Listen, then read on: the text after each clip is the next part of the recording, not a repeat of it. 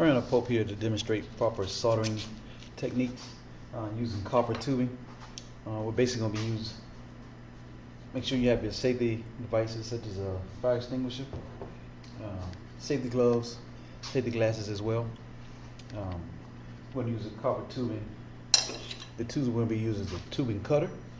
Tubing cutter has a reamer on the back that's used to get this sharp edge out of the inside of the copper tubing when you're cutting. We have pliers, standard pliers, hammer. You can use a claw hammer, ball peen hammer, doesn't matter. The swedge block. Swedge block is going to be used to hold the copper tubing when we're in the process of swedging. This is a swedge tool. As you can see, it goes from a smaller size to a larger to increase the size of the copper tubing. Solder. Flux paste. Without the flux paste, it won't stick or adhere to the copper tubing, and that way you have your soldering running all down the floor. We have a MAP gas. You could use acetylene gas as well. It's up to you. We have a striker. Some guys use cigarette lighters. Safety no. Make sure you use a striker with proper equipment. So first thing you want to do is cut the copper tubing so that we can connect the two together. Want to make sure that it's in between the two rolling pins when you're cutting this. As you're cutting, you don't want to tighten this too tight. It'll cut the tubing in half if you tighten it down too tight. You pull my reamer out. Reamer inside of the copper tubing. Copper tubing is 1/8 inch. Put it inside my swedge block. I'm sorry, 5/8. Swedge block is used to hold this copper tubing so that when we're hitting it, you can secure it in place. Want to make sure these are tight. If not, it'll lose your tension when you're trying to swedge it. So basically, I'm just going to swedge this down to enlarge the size of the copper tubing.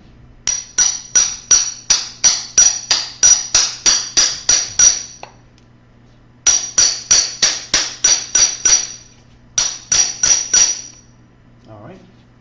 Some people panic when trying to get this out of the copper tubing, out of the swedge, out of the copper out of the swedge, I'm sorry. Basically, you just got to hit the sides of it on a vise or metal surface to get your swedge out. Next thing you want to do is clean the inside of our copper tubing. Make sure the two surfaces are clean. If they're not clean, you're not going to get a good adherence of the soldering, and it'll just run all over the floor instead of stick to the copper tubing. Just want to put it wherever the two surfaces meet. That's where you want to clean them.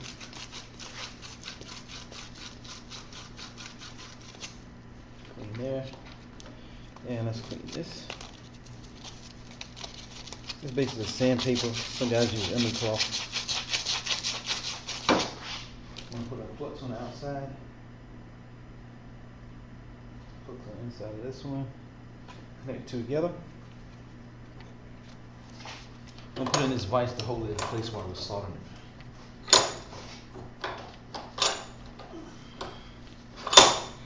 Alright. I'm going to light a torch and let's assemble it together.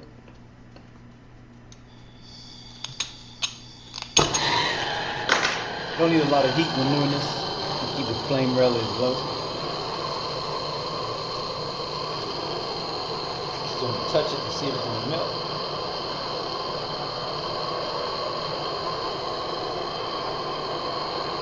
Once you see the bead goes around it, you can secure your torch. I normally sit mine down on the table, keep anybody from knocking on the floor.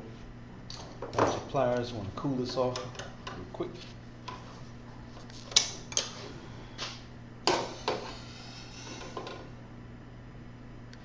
A lot of people forget this step and they just grab the copper tubing and end up burning their hand. And basically, what you're looking for is a nice flow of your solder rather, around the joint. This is one that we've prepared earlier. Basically, when you're swedging it, you're enlarging the copper tubing so that you can insert another copper inside of it. Basically, this can be used in most refrigeration systems.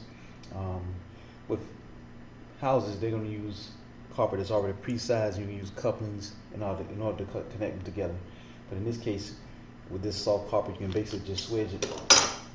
Swedge one side a little larger, insert another one, and solder it together.